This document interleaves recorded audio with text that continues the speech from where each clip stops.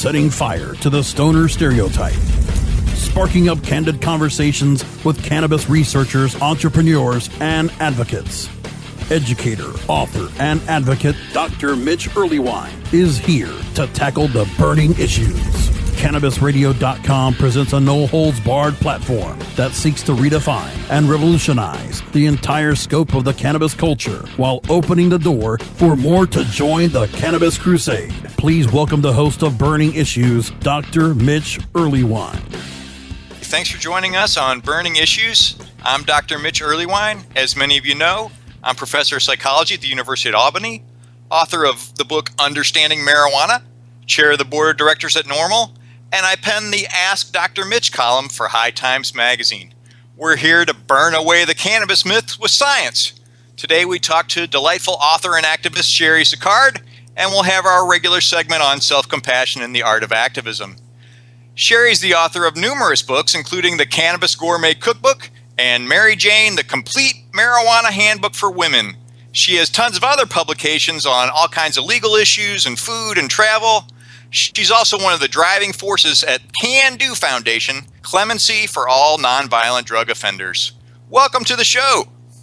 Hi, Mitch. Thanks for having me. My pleasure. Hey, I'm super delighted to have you here. I have an autographed copy of the Cannabis Gourmet Cookbook, and it's one of my favorite books. I know you've got a personal website where folks can get it. Can you just let us know that address?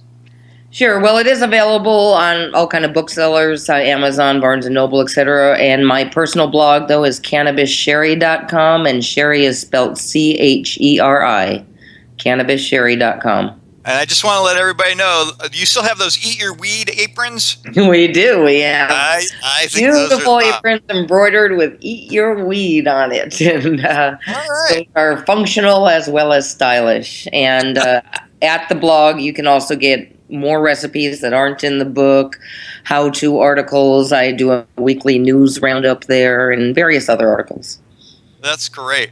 So, I mean, not everybody's a Gordon Ramsay in the kitchen, and I felt like your recipes are really accessible and just wanted to say thanks for that. Oh. You got any, like, just off-the-thumb tips for folks who are not necessarily the greatest cooks on earth? Well, yeah, I can address some common mistakes I think that people make. One of the biggest ones I see a lot of people making, and there's even a commercial product on the market that does this, but I don't know why. People tend to want to grind their plant material to a fine powder before making butter or oil, and this just makes no sense. What you're trying to extract is on the leaves, not in them. So grinding that plant material to a powder, all that does is put more green flavor and color into your food, more plant material into your food, which is not what you want. You want to extract the trichomes. So I tell people just break it up with your fingers when making butter and oil and use it that way, but don't grind it to a powder. So there's a common mistake. That's great advice right off the bat.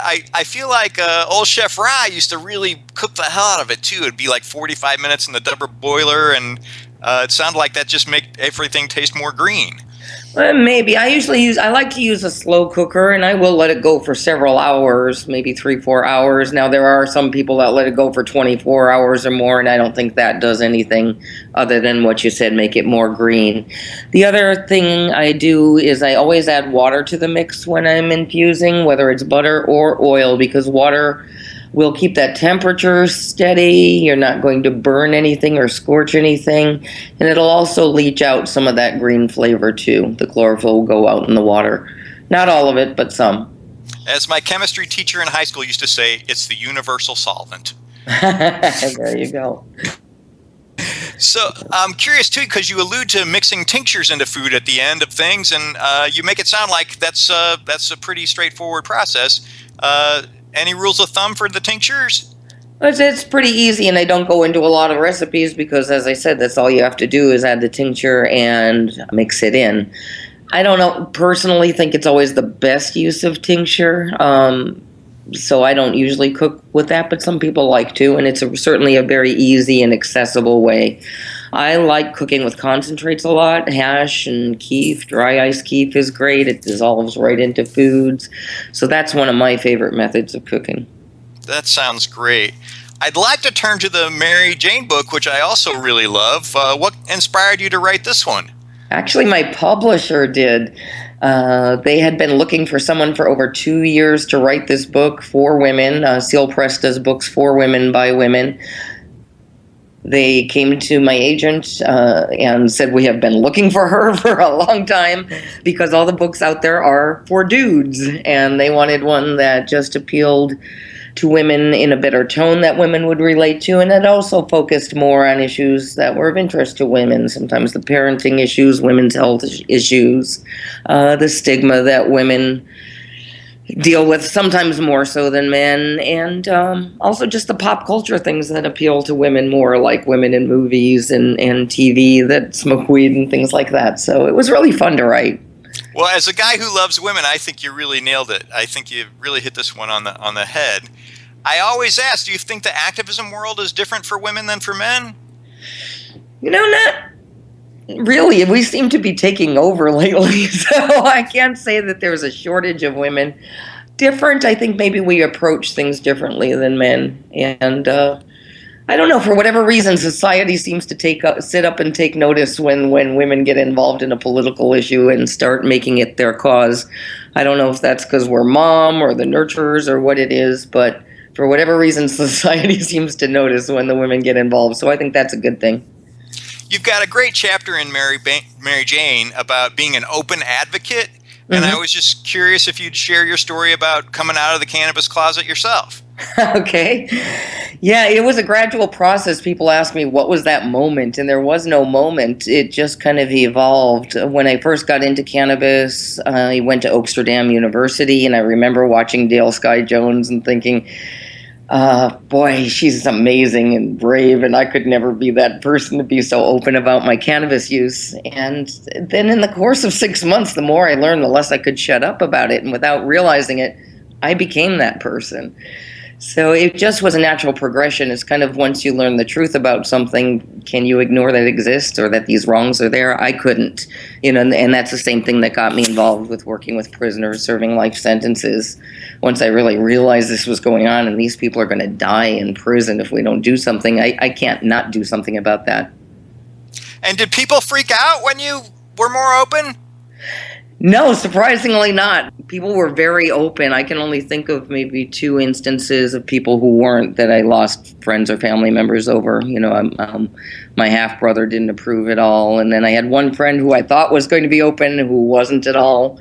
He just bought into the gateway drug theory, hook, line, and sinker, and no amount of science was going to convince him otherwise. But aside from that, everyone was very positive. I was really surprised at that. The last people I came out to was my much, much older sister and brother-in-law, who are very conservative, very religious Mormons.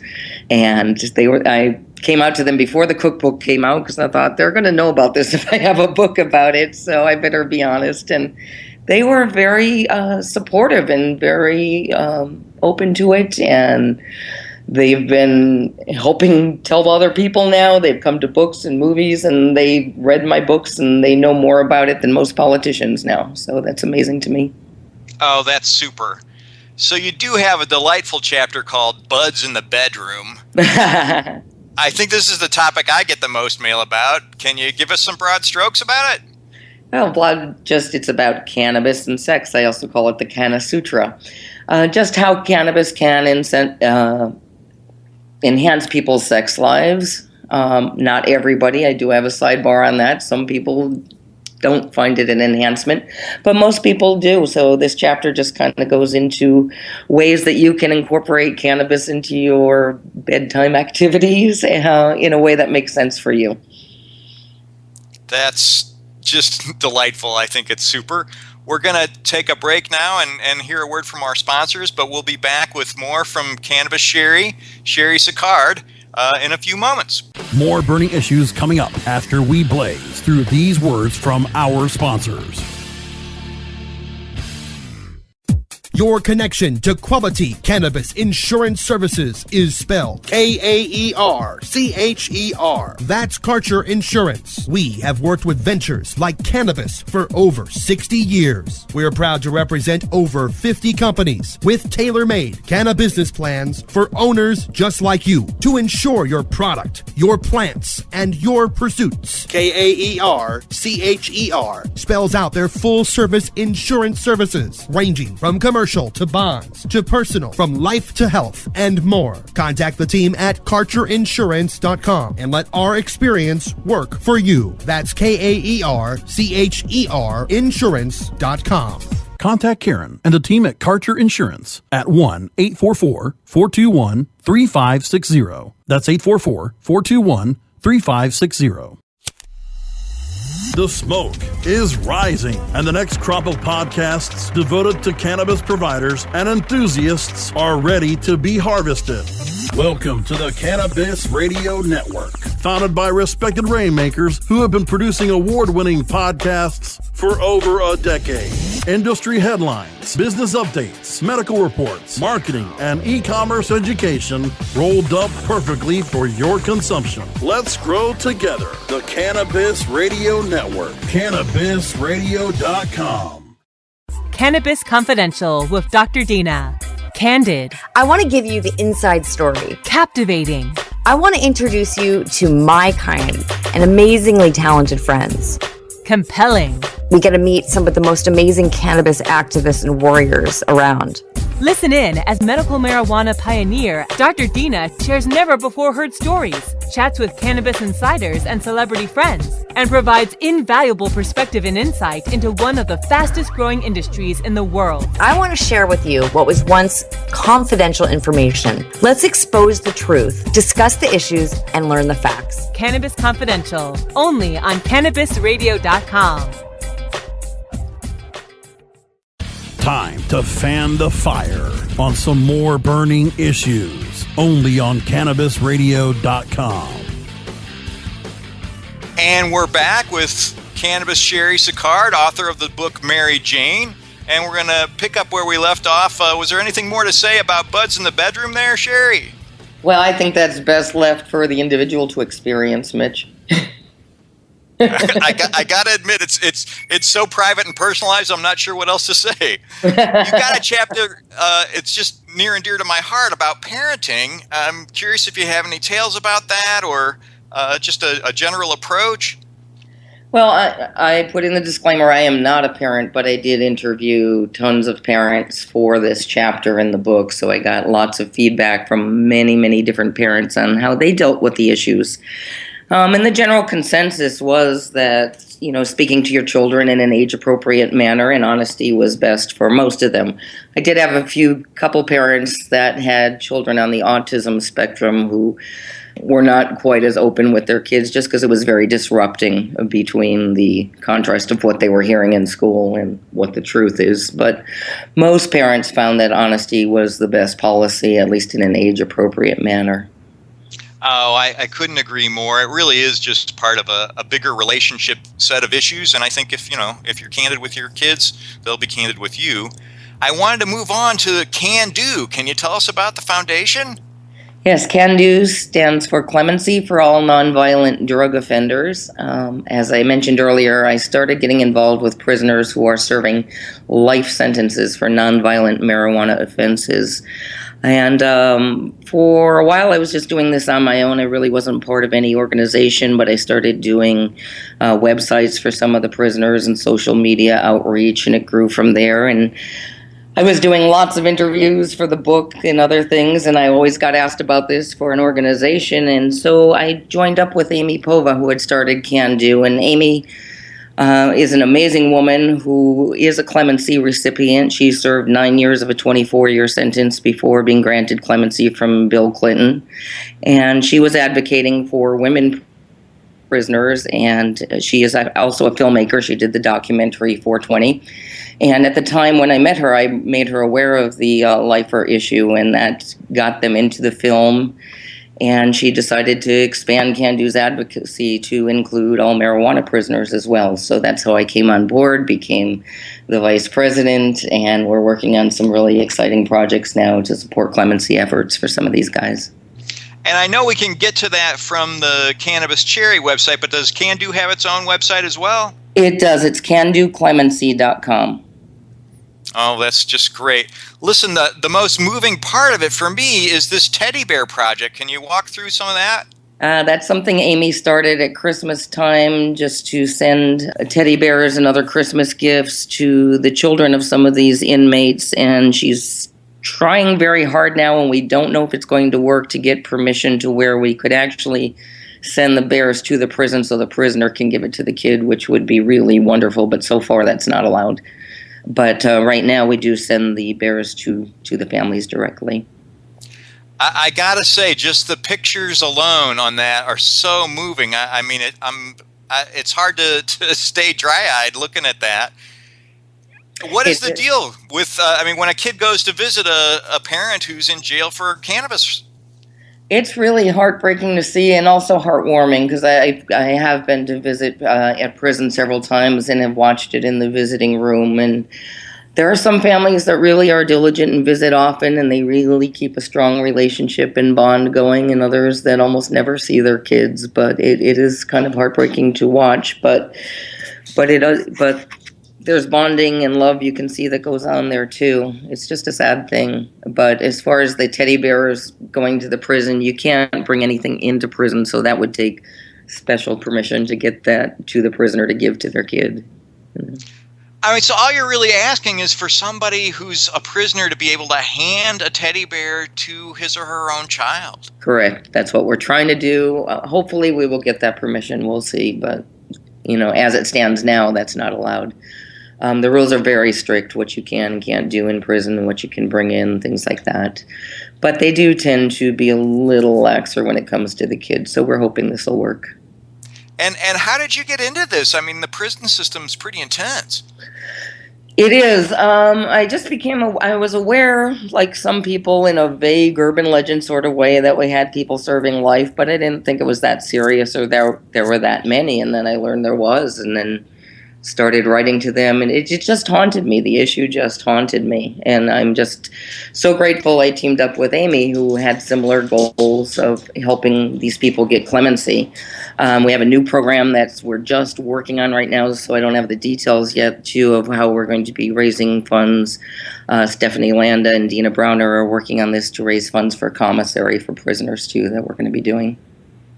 And I find anytime I'm having a discussion about people who are in prison, the listeners can really shut down.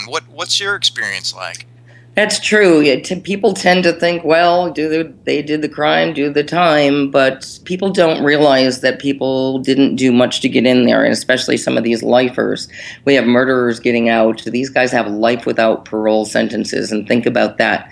Charles Manson comes up for parole. These guys do not. And they're mostly in there for conspiracy laws, and that's something nobody talks about either. You always hear about mandatory minimums and 3 strikes, but really the culprit in most of these cases is conspiracy, which holds one person responsible for the crimes of a whole group, regardless of how much or how little they did.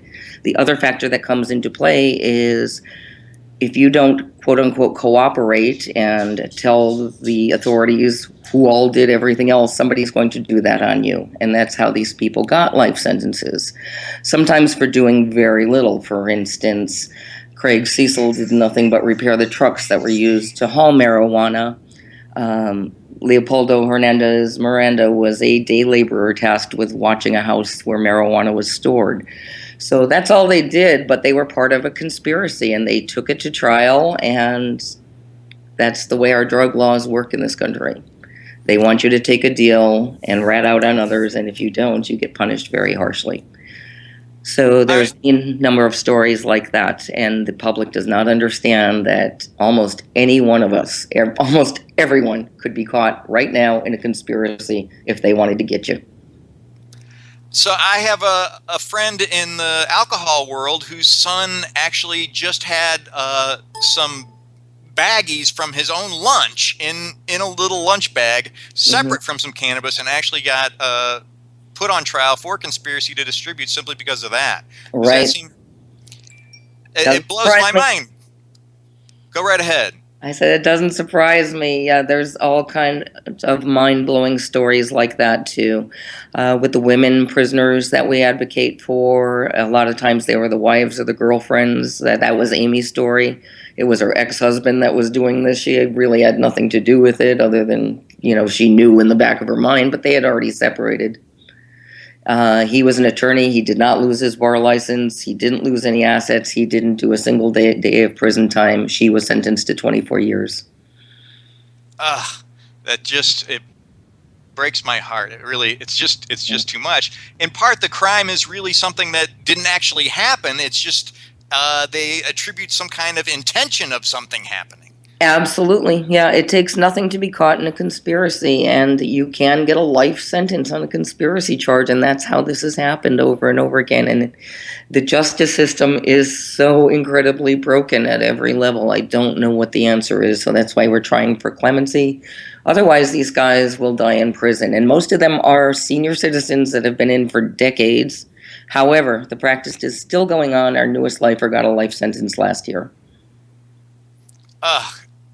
It just breaks my heart. Once in a while, we do get a good story about this. There was a pardon that I think you mentioned. Would you care to talk about that? Yeah, well, actually, 3 marijuana lifers have gotten out over the course of the last 3 years. Daryl Hayden was recently pardoned by President Obama. That's the only marijuana case I know of that he has done a pardon. The rest have been for crack.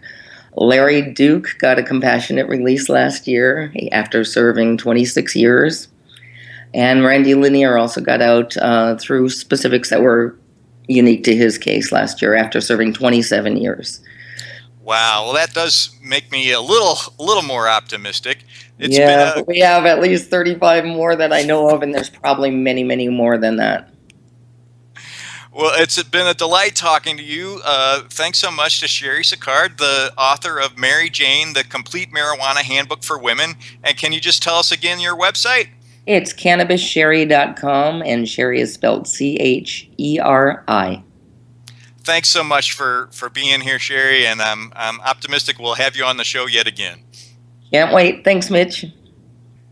And thanks for joining us on Burning Issues. Thanks again to our guest, Cheri Sicard, and we'll be right back after these messages. More Burning Issues coming up after we blaze through these words from our sponsors. Great websites today need expert web design and development and need to be e-commerce ready and mobile friendly. But building a marketable and profitable website can be an uphill climb. Ready to make your new website or replace your existing website? Think Orange as the new way to get in the black. Orange Hill Development works with Fortune 500 companies and offer the same top quality development service at a fraction of what other providers charge. Brands like Absolute, Carlsberg, and Nestea trust Orange Hill Development. Find out why you should trust your website with Orange Hill. Contact Orange Hill for a consultation today at orangehilldevelopment.com. Chronicling the latest cannabis industry news and headlines. Well, with 4 states with tax and regulate and the District of Columbia. The state of cannabis. Oh my God, it's refreshing. We have people that generally wouldn't speak on behalf of cannabis for fear of retribution, fear of losing your practices, fear of many of those things, and find ourselves in a place that we finally can. Bringing you fact-based news and views and keeping listeners on the pulse of what's happening in the industry today. The state of cannabis. On demand anytime, only on CannabisRadio.com. Growing green to generate more green. Hello to all you happy herbalizers, smiling trippy hippies, and everyone who believes in freedom and tolerance. This is The Grow Show, and I'm Kyle Cushman. From food to fuel, from remedy to resource. Welcome my guest, Ed Rosenthal, the guru of ganja. Let me ask you, right now I hear your lighter clicking. Are you smoking indoor or are you smoking sun-grown? What am I smoking? I'm smoking concentrate. Way to get out of the answer there. So you're truly like the king, right? You just clap your hands and somebody brings you a bowl and you're all set, right? I wish that were the case. The Grow Show with Kyle Cushman, only on CannabisRadio.com. Time to fan the fire on some more burning issues, only on CannabisRadio.com. Hey, welcome back to Burning Issues. I'm Dr. Mitch Earlywine. Thanks for joining us. Here's our next chapter of Self-Compassion in the Art of Activism, the portion of the show that encourages all our listeners to take good care of themselves and each other. Today, we'll offer some praise for slowing down. We're all in a fast world together. I doubt I'm the only caffeinated, sleep-deprived, under-exercised sensation seeker, eager to have a laugh a minute and a thrill a second. I don't need to tell everybody about the blazing pace of our world. We've got best-selling books like The 1 Minute Manager Meets the Monkey, Quick Fix Recipes, 60 Seconds to Slim, and I kid you not, Orgasm in 5 minutes. Wow, sometimes faster is definitely not better. I'm not making this up. A friend of mine bought a book about slowing down, but he said he had to speed read it. I even read a story about a man who claimed he prayed too fast. Mindfulness experiments and all that research used to have half-hour meditations, but now they're cut to 20 minutes. We're really in a hurry. The irony is that cannabis activists were supposed to be these unmotivated do-nothings, but they're the busiest people I know. If ever there was a message from a good indica, it's to slow down. Now, the obvious remedy to a fast-paced world is simple, but it's not always easy. A couple of recommendations might make slowing down a little less difficult. We might think before talking, loosen our schedules, do fewer things, and limit distractors. Now, watch your mind leap at the thought of each of those. We've talked about the importance of our thoughts before, and they really are critical when it comes to balancing out our pace in life. Our minds seem to have evolved to run fast, but we're not battling saber-toothed tigers anymore. The fundamental thought underlying all this rushing is usually, I gotta get this done or something bad will happen. But is that really true? What's on our to-do list that can't wait one more day? Sure, we'd all like to get the whole list done, but it's only a preference. It's not essential. Is rushing really worth our peace of mind? Now, I'll be the first to admit these changes take time. We can't slow down quickly. But these changes really might be worth it. Imagine feeling a little less stressed, anxious, or rushed. The first recommendation sounds a little strange on radio, but we need to take time to think before we talk. It doesn't sound important, but these thoughts are really the root of the entire hurry plant. Our minds are constantly telling us that we need a perfect response to every question in every conversation, and that perfect response is somehow supposed to spill from our mouths immediately. What's wrong with taking an extra few seconds? Is dead air time some kind of tragedy? It's really okay to say, hey, I'm pausing for a moment because I want to say what I really mean. Who wouldn't appreciate your care and precision? And it's no crime to start a sentence and say, hey, wait, let me try that again. Once our speech becomes less pressured and less perfectionistic, our thoughts will also be less rushed and less ruminative, and then slowing down can become a new habit. So in addition to this, we can loosen up the schedule. We've got all these goal-setting, time management gurus out there who can't seem to let a minute go by unscheduled. Really? I had a friend in grad school who would fill up the day so badly that he'd forget to give himself time to move from one thing to the next. God forbid we allot 15 minutes for a drive that might only take 10. But what happens when we schedule everything back to back? We never catch our breath. It feels frantic. We're always late for something. And then the dominoes fall, so we're late for the next 11 things too. Our minds probably squeal at the thought of loosening up the schedule. But it connects to another recommendation, doing fewer things. We might actually do fewer things in a day. Is that a tragedy? Imagine doing one thing at a time, though, and doing it really well. Wouldn't it be more efficient and enjoyable? I'm not talking about cutting out the essentials, but we can lay off the distractors. How do email and texting and social media contribute? Something about having all these so-called tasks just adds to the hurried nature of the day. What would happen if email and Insta-Twitter and Faceagram and the phone all got turned off for just an hour? Imagine the concentration, the devotion, the chance to think one thought after another, the chance to complete a task without interruption. And has there ever been an email, text, or post that couldn't wait just one more hour? So envision a week like that. We might think before talking, loosen our schedules, do fewer things, and limit distractors. Willing to experiment? We've got nothing to lose but our haste. No one should have to get slim in 60 seconds. And no one should have to have an orgasm in 5 minutes. Hey, thanks for listening to Burning Issues. My hearty thanks to producer extraordinaire Brasco and our guest, author Cannabis Cheri Sicard. Don't forget to join us again next week. I'm Dr. Mitch Earlywine. Follow your heart and let the data be your guide.